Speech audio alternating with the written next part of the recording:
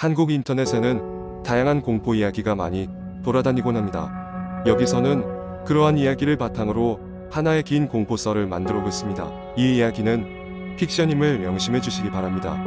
어느 날 밤 서울의 한 오래된 아파트에서 살고 있는 혜진은 친구들과 함께 늦게까지 모임을 하고 있었습니다. 모임이 끝난 후 그녀는 혼자 집으로 돌아오는 길에 평소와 다르게 낯선 기운을 느꼈습니다. 엘리베이터는 언제나처럼 1층에서 그녀를 기다리고 있었고 아무 생각 없이 들어간 혜진은 12층에 자기 집 버튼을 눌렀습니다. 엘리베이터가 올라가던 중 갑자기 멈췄습니다. 불길한 침묵이 흐르고 장난으로라도 자주 눌러보던 비상 버튼은 작동하지 않았습니다. 그녀는 핸드폰을 꺼내 전화를 하려 했으나 이상하게도 배터리가 텅 비어 있었습니다. 잠시 후 엘리베이터 불이 번쩍거리며 다시 작동했고 혜진은 안도의 한숨을 내쉬며 12층에 도착했습니다. 복도는 어두웠고 희미한 형광등 불빛만이 어둠을 뚫고 있었습니다. 이상하게도 주변 집들의 현관문도 모두 닫혀 있었고 심지어 어린아이들이 뛰어노는 소리나 이웃의 TV 소리조차 들리지 않았습니다. 무언가 잘못되었다는 직감이 들었지만 혜진은 일단 빨리 집에 들어가고 싶었습니다. 집에 들어서자마자 그녀는 문이 잠겨 있는지 2번이나 확인했지만 불안한 마음은 가라앉지 않았습니다. 무심코 거실 창문을 내다보니 늘 보이던 도심의 불빛이 사라지고 기묘한 안개가 아파트 주위를 뒤덮고 있는 것을 발견했습니다. 갑자기 으스스한 한기가 느껴져 몸을 떨며 커튼을 쳤습니다. 그날 밤 혜진은 악몽에 시달렸습니다. 고요한 복도를 돌아다니던 그녀는 사람 그림자가 매달린 복도 끝에서 자신을 지켜보고 있는 것을 보았습니다. 그녀는 무서워 도망치려 했지만 발이 복도에 붙어 꿈쩍도 하지 않았습니다. 몸조차 움직이지 못하는 상황에서 그 그림자가 점점 다가오는데 혜진은 너무도 생생한 공포에 눈을 떠버렸습니다. 이튿날 아침 꿈이라는 생각에 안도하면서도 여전히 불안한 혜진은 인터넷을 통해 이 아파트에서 이상한 일이 일어나지 않았는지를 검색하기 시작했습니다. 놀랍게도 그녀가 사는 아파트는 과거에 심각한 화재 사고가 있었던 곳으로 당시 많은 사람들이 목숨을 잃었다는 기사를 발견했습니다. 특히 그녀가 사는 12층 복도에서 많은 사람들이 피신하지 못하고 희생되었다는 것이었습니다. 그날 이후 혜진은 그녀의 아파트에서 계속해서 이상한 소리를 들었습니다. 특히 자정이 가까워질수록 그녀는 누군가 복도에서 걸어다니는 발소리와 속삭임을 들을 수 있었습니다. 불안에 지쳐가던 그녀는 이사를 가기로 결심했지만 계약 기간이 끝날 때까지는 어쩔 수 없이 그곳에 머물러야 했습니다. 마지막 며칠 동안 그녀는 복도를 나가볼 엄두조차 내지 못하고 거의 집에서 시간을 보냈습니다. 그러던 어느 날 밤 그녀는 다시 한번 악몽으로 깨어났습니다. 이번에는 이전보다 훨씬 압도적인 공포감이 느껴졌고 그녀는 배짱을 부려 복도로 나가 그 한기를 확인해 보고 싶었습니다. 문을 열고 나온 그녀는 또다시 그 그림자를 보았습니다. 이번에는 훨씬 더 가까워진 상태로 그림자는 공포에 질린 그녀를 가리키며 천천히 사라졌습니다.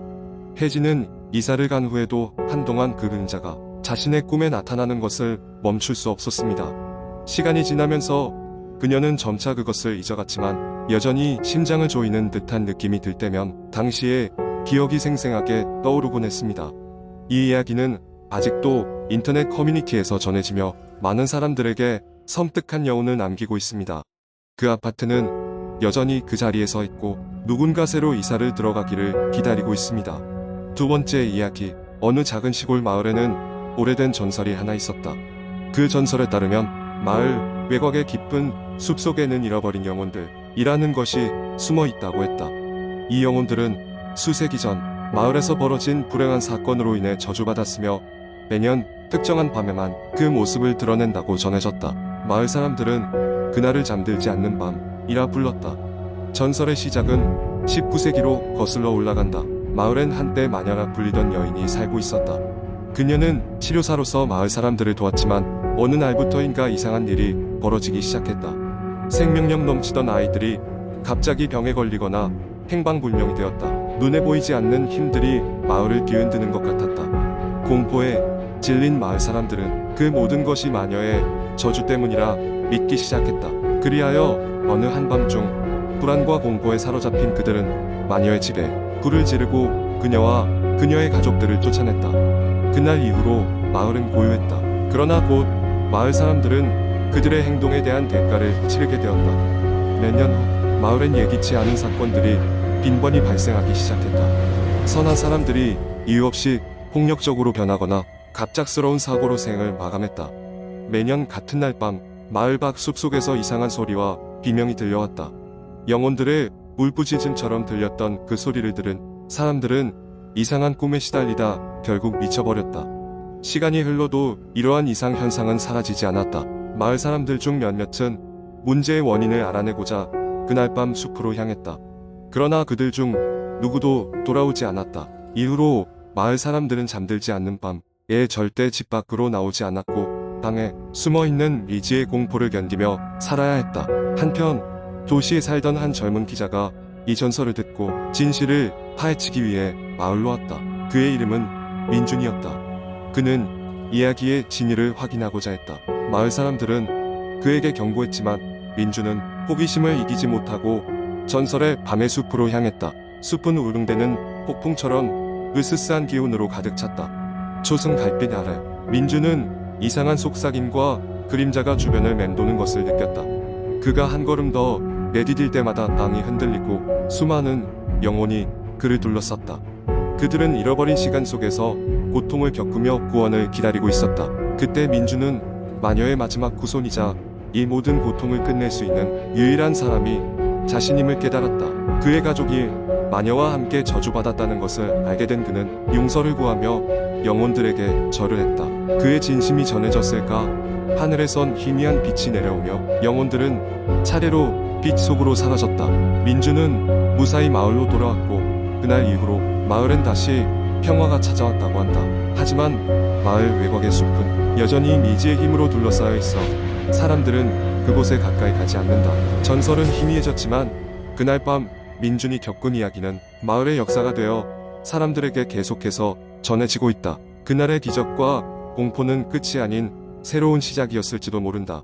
세 번째 이야기. 대학교 2학년이 된 나는 여름방학을 맞아 아르바이트를 하기 위해 서울 외곽에 있는 작은 카페에 지원하게 되었다. 그곳은 조용하고 한적한 곳에 위치해 있었고 주인은 나와 비슷한 연령대의 친절한 청년이었다. 카페는 오래된 건물의 1층을 개조한 곳이었고 특유의 앤틱한 분위기가 물씬 풍겨 이곳에서 일하는 것이 나름 기대되었다. 첫 출근 날 주인은 간단히 업무를 설명한 뒤 가게의 역사를 이야기해 주었다. 이 건물은 사실 50년이 넘은 건물이에요. 전에는 주택이었다가 10년 전부터 카페로 운영하고 있죠. 라고 설명했다.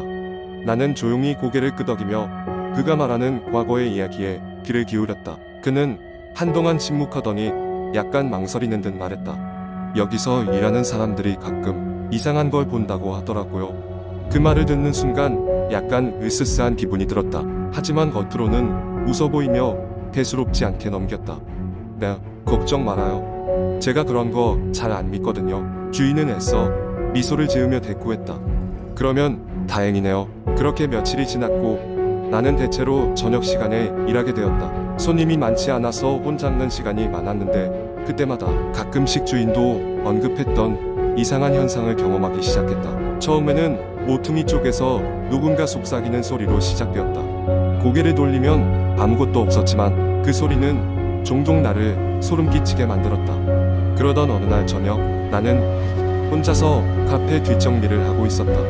그날은 특히 바람이 거세게 불어 창문이 덜컹거리는 소리가 더 심했다. 퇴점 시간이 다가오고 있을 무렵 갑자기 카운터 뒤에 있던 커피 머신이 혼자서 작동하기 시작했다. 깜짝 놀라 얼른 기계를 멈췄고 귀의 니금과 함께 마음이 한결 진정되었다. 그 일을 주인에게 얘기하자 그는 이상한 일을 가끔 경험하는 사람들에게 해주던 말처럼 말끝을 흐렸다. 혹시라도 더 이상한 일이 생기면 꼭 이야기해줘요. 그 후 나는 카페에서 점점 더 오랫동안 머무르는 시간이 늘어갔다. 처음에는 단순히 아르바이트 시간 때문이라 생각했으나 나중에는 나도 모르게 이곳에 끌리게 되는 기분이 들었다. 카페는 여전히 이상한 소리들로 가득했지만 나는 점점 그것들을 무시하는 법을 배웠다. 이상하게도 그러한 순간들이 나에겐 점점 익숙해져 갔다. 하루는 퇴근에 서두르던 중 무언가가 나를 이끌 듯 지하의 창고로 발걸음을 옮기게 만들었다. 그곳은 평소 잘 들어가지 않던 장소로 진열용 가구나 오래된 잡동사니들로 가득 차 있었다. 그곳 한 구석에서 나는 눈에 띄지 않았던 작은 문을 발견했다. 호기심에 이끌려 문을 열자 오래된 계단이 아래로 이어졌다. 계단을 따라 내려가자 조그마한 방이 모습을 드러냈다. 방 안에는 낡고 바랜 사진들과 오래된 신문 기사들이 벽면을 메우고 있었고 그 중 하나가 눈에 띄었다. 그 사진에는 지금의 카페가 옛날 주택이던 시절의 모습과 함께 당시 거주했던 가족의 모습이 담겨 있었다. 그러나 사진 속 인물들은 어딘가 모르게 불안하고 슬픈 표정이었다. 그리고 그 순간 갑자기 방의 공기가 싸늘해지며 든 귀에서 누군가의 시선이 느껴졌다. 심장이 쿵쿵거리며 빠르게 주위를 돌아보았으나 그곳엔 아무것도 없었다. 소름이 끼쳐 더 이상 이곳에 머물 수 없다는 것을 직감했고 서둘러 계단을 올라 다시 지상으로 돌아왔다.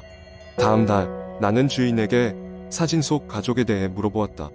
그는 잠시 생각에 잠기더니 오래된 이야기라며 조심스럽게 입을 열었다. 그 가족은 이 집의 첫 번째 주인이었어요. 하지만 안타깝게도 사고로 가족 대부분이 세상을 떠났다고 하더군요.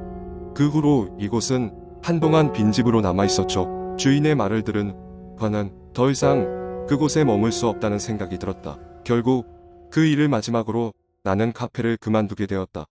그 후로도 가끔 카페 앞을 지나갈 일이 있었지만 다시는 들어갈 엄두가 나지 않았다. 시간이 흘러 우연히 인터넷을 통해 그 카페가 닫았다는 소식을 접하게 되었다.